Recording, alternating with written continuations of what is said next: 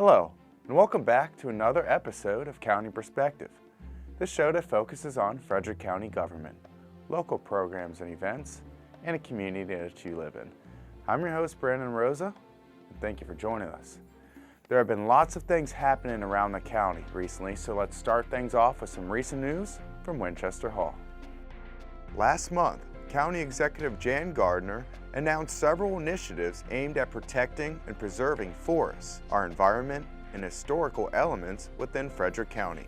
Just a few weeks ago, Executive Gardner announced plans to refresh the county's Rural Roads program. During her public information briefing that was held on Thursday, February 20th, Executive Gardner said that our rural roads offer outstanding views of rolling farmland and natural features, and they provide access to our historic resources.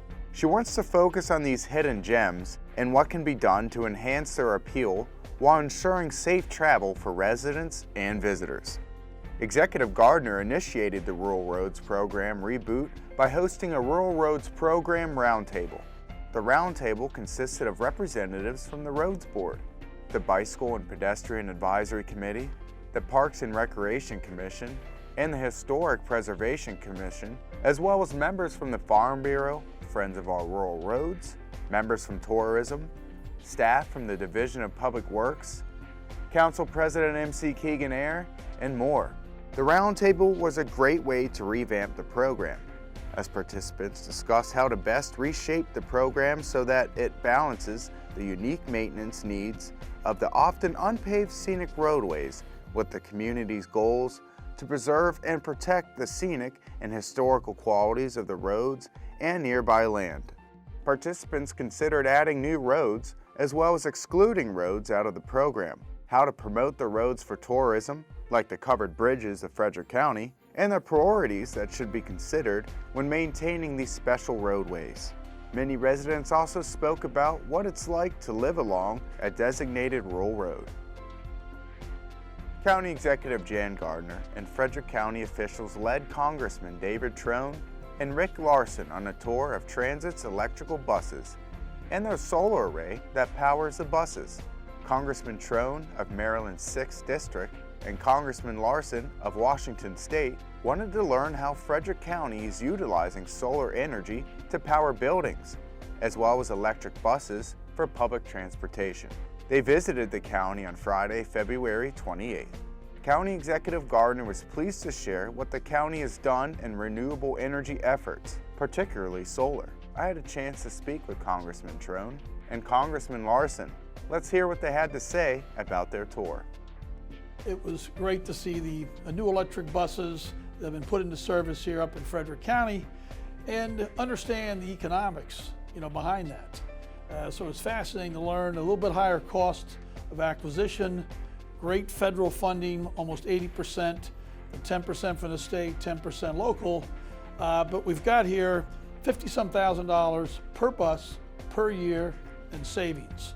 So we're saving money and we're also working with the environment. And then we had a chance to go out to the landfill and we got to see the solar array that powers the buses and also provides power to 7 different municipal buildings in Frederick. So roughly 20% of those buildings' power is coming out of that solar array. So we got a really great green story here.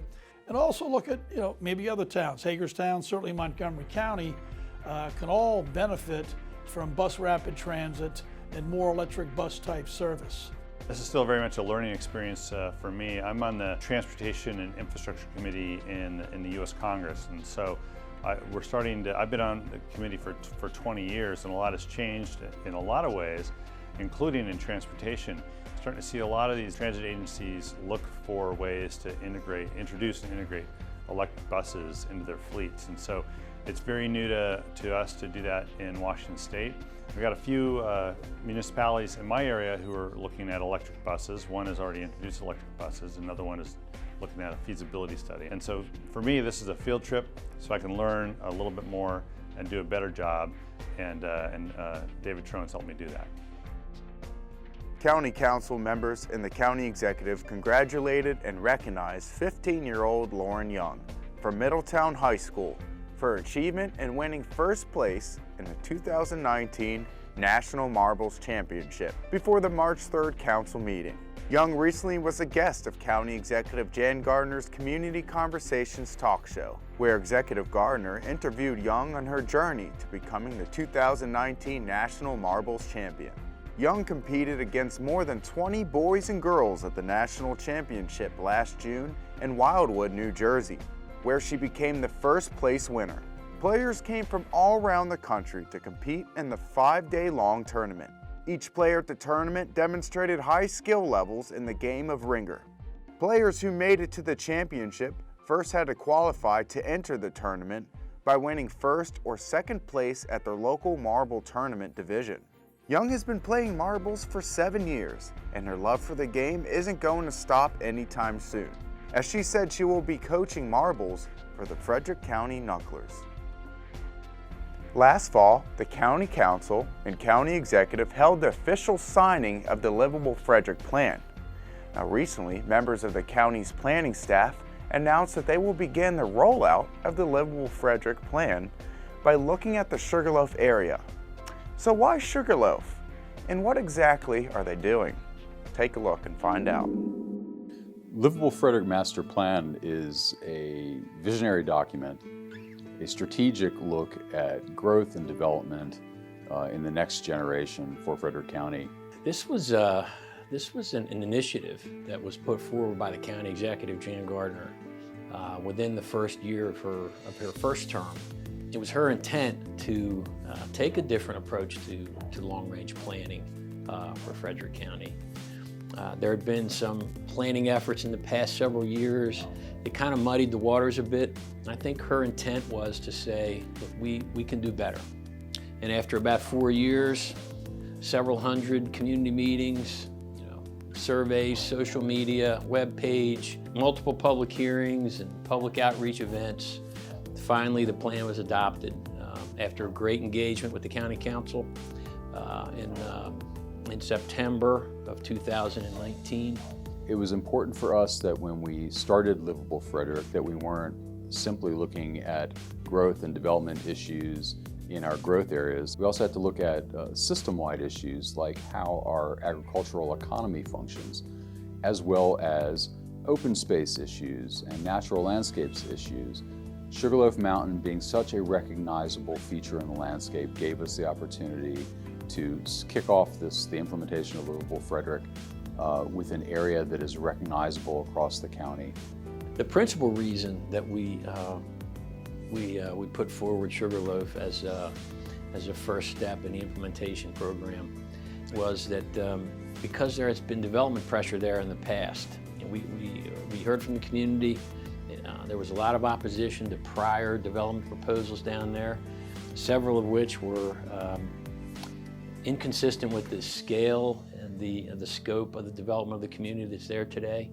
So if you were to look at the zoning map or even the land use map of the current Sugarloaf area, you'd see a lot of green on that map, and you'd see a lot of white, which is how we designate our agriculturally zoned areas in the county. The Sugarloaf Mountain area has a rich history, both local and national. In terms of a mountaintop, its military value is quite significant, particularly in the 18th and 19th centuries. The peak of the mountain was used as a lookout. It was said that you could see Washington, D.C. from Sugarloaf Mountain during the Civil War, but in the 20th century, the land was acquired gradually over time by a gentleman named Gordon Strong. But Mr. Strong originally had this idea of the mountain as a destination point, and in the early days of automobile touring, decided to build an automobile destination for the top of the mountain, and he hired an architect, Frank Lloyd Wright. Frank Lloyd Wright designed a building, a destination for the top of Sugarloaf Mountain, which was a planetarium. Frank Lloyd Wright's design for that mountaintop destination, he eventually utilized some of that conceptual work, inverted it, and what we have now is the Guggenheim Museum in New York City. Just like we did with the Livable Frederick Plan, we're really putting forth extraordinary efforts to reach out to the community, to gain community engagement, to get public input into this process. We anticipate an open, transparent, broad and deep public outreach process.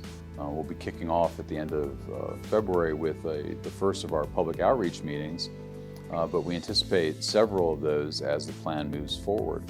The timetable for the plan right now is to have things wrapped up by the end of this calendar year, 2020. There is access to our efforts through our website. We have a Facebook page. We're always available via email and telephone here in the planning office as well. Folks may want to take advantage of the Nextdoor app. The Nextdoor app, basically, you can assign yourself to a specific neighborhood or area. It really is very much like the cork board, the bulletin board at the post office, at the church.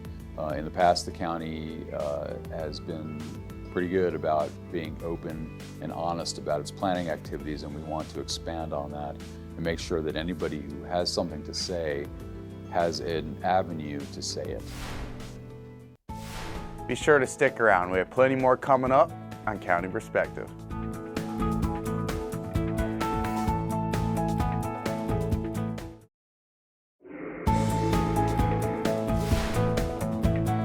Welcome back to County Perspective. I'm your host, Brandon Rosa. In a bit, we'll head to the kitchen and see what's on the menu with members of the Senior Services Division. But first, let's find out who this episode's featured pet is.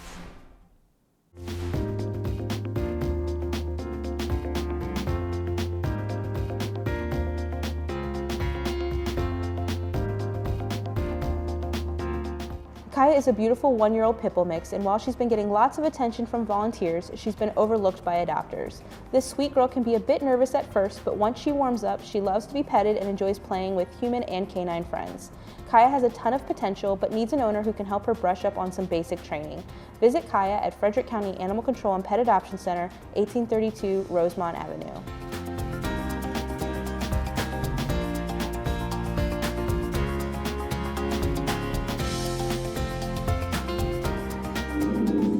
It's that time again. Time to head to the kitchen with our friend Kitty Devilbiss with the Senior Services Division to learn how to prepare a simple and healthy new meal. Hi, do you know that the carrot has been around since 900 AD? It was first discovered and grown in the Middle East and moved its way to Europe in the 15th or 16th century. Now it's a staple in our diet, and we often find them in the market, either whole, peeled and ready to eat, or canned. Today we're going to make carrot soup, an easy, healthy alternative soup, and we're going to start with 1/2 cup of onions. We're going to saute those and let those get nice and soft. I started these already so they had some time to cook. And to that, we're adding just 1 can of carrots. These are off the shelf, inexpensive, and ready to go. You could use whole carrots, fresh carrots. Cut them. You would need to cook them or steam them until they're soft for this recipe. Get those in the pan so they start to heat. And then we're going to add 1 tablespoon of garlic. You could use minced garlic if you have fresh garlic. I found this garlic paste in a tube that keeps in the fridge forever, and I found that just to be easier. Squeeze it out, kind of looks like toothpaste, but I wouldn't advise it. We're adding that, and then to give these carrots just a little bit of zip and zing, we're going to add a tablespoon of ginger. Again, fresh ginger grated would work, but when I have fresh ginger in the house, I often find it dries up before I use it. This paste keeps in the fridge and is easy to use and ready whenever I need it. We're going to just keep cooking those until they're nice and soft, mix those flavors together. Carrots are a terrific nutrient value for your diet. I bet some point your mom said, don't forget to eat your carrots because they're good for your eyes. Yeah, mine did too. And you know what? Mom was right. They are good for our eyes. Our bodies use that beta carotene in the carrots to convert it to vitamin A, and vitamin A helps keep our eyes healthy. Carrots also are a source of protein. although very slight. And they're also great sources of vitamin K, which helps with blood clotting, potassium, which helps with our blood pressure, and a host of other minor nutrients that just make for a healthy lifestyle. If you can see the carrots, they're getting soft. Now we're going to add some broth to this to make it a soup. What I love about this is we don't need to get another measuring cup out. It takes 1 can, so just measure your broth into a can. You might be purchasing canned broth, and you can buy broth in a can. I'm using vegetable broth today, so this recipe is truly a vegetarian alternative, but you could use chicken broth or beef broth, whatever you have on hand. There we go. We're going to let that cook a little more. It should come to a boil, and then turned on low and simmered for about 15 minutes. Those carrots are an excellent source of antioxidants and could provide some of the following health benefits. They could, in addition to protecting your eyes, they're going to protect your heart by helping to reduce your blood pressure, help maintain that blood pressure, and could even help prevent heart disease and stroke if you're eating them. Don't eat too many though, because a person who eats lots and lots of carrots can often have their skin turn an orangey glow. In addition to those other vitamins we talked about, there's a lot of vitamin C in these carrots, and that helps your body's immune system fight off things like colds. Our soup hasn't quite boiled, but we're going to go ahead and process it. To give it that nice creamy texture, today we're going to use a immersion blender. You could just pour this into your regular blender, put the lid on and puree it. I like this blender because I can do everything right in the pan, and it's one less thing to wash at the end of the day. This is a little loud, so watch out.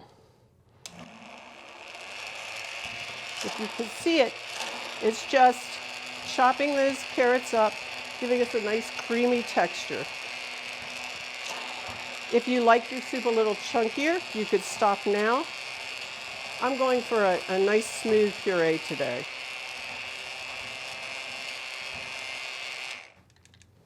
There we have it, carrot soup.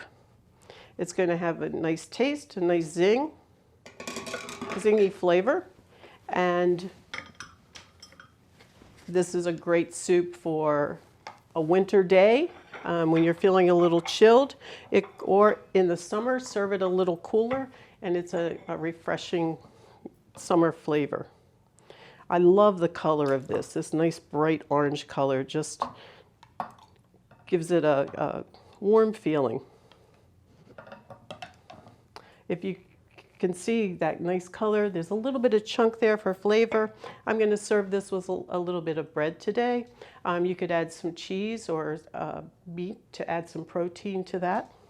If you're a caregiver and you're looking to make this a little more nutrient dense, you could add some protein powder to this when you blend it, sneaking in that extra protein for good growth and body recovery.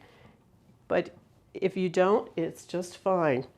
If you want to make this just a little more special, you could top this with a little bit of sour cream or yogurt, just to enhance those flavors, and again, makes it look lovely.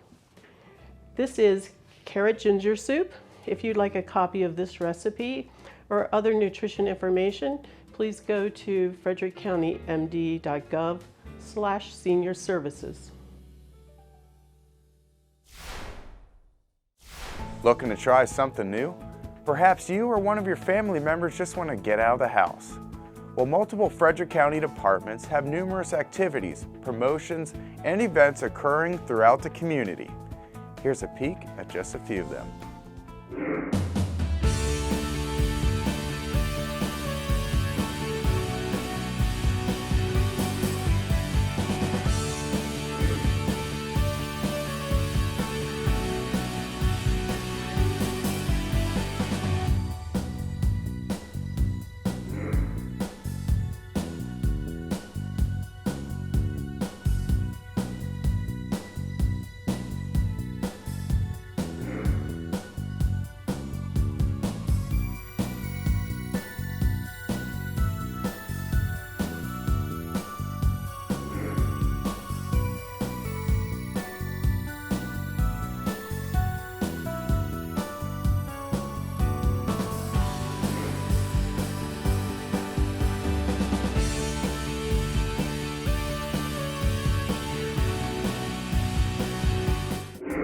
We're towards the end of our program, but before we go, here are a few recent events along with things our viewers should keep an eye out for in the upcoming weeks. Community members are invited to Winchester Hall on Monday, March 23rd at 7 p.m. to let the county executive know what they want to see funded in her budget for fiscal year 2021. The public hearing will focus on major priorities like education and community needs. During an earlier budget public hearing held in December, community members spoke of the need for education funding, as well as for a community center to serve Frederick County's deaf and hard of hearing population. Budget Director Kelly Weaver will be available during the hearing to address budget requests and needs. She stated during the December budget hearing that education, public safety, seniors, jobs, and community needs are at the core of Frederick County's budget each year, and that the upcoming budget is also geared towards implementing the adopted Livable Frederick Master Plan. About 80% of the county's budget funds mandated services such as education and public safety.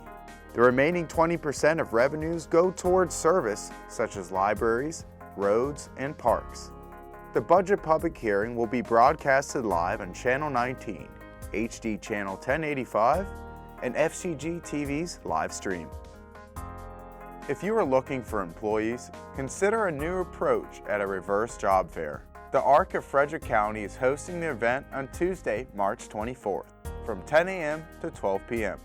This event flips the tables from your traditional job fair, as local talent and prospective employees will be welcoming employers at stations located throughout the Arc. HR representatives, hiring professionals, business executives, and anyone else seeking skilled employees will be engaging with potential employees from the county's government Scott Key Center, as well as from the Way Station, the Success Program, Community Living Incorporated, the Freedom Center, local young professionals, and more.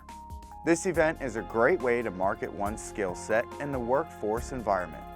If you're interested in participating at the event, register at frederickreversejobfair.com. That's it for this episode of County Perspective. Don't forget to follow Frederick County on social media in order to keep up to date on important news and events. We'll see you next time for a fresh look from a county perspective.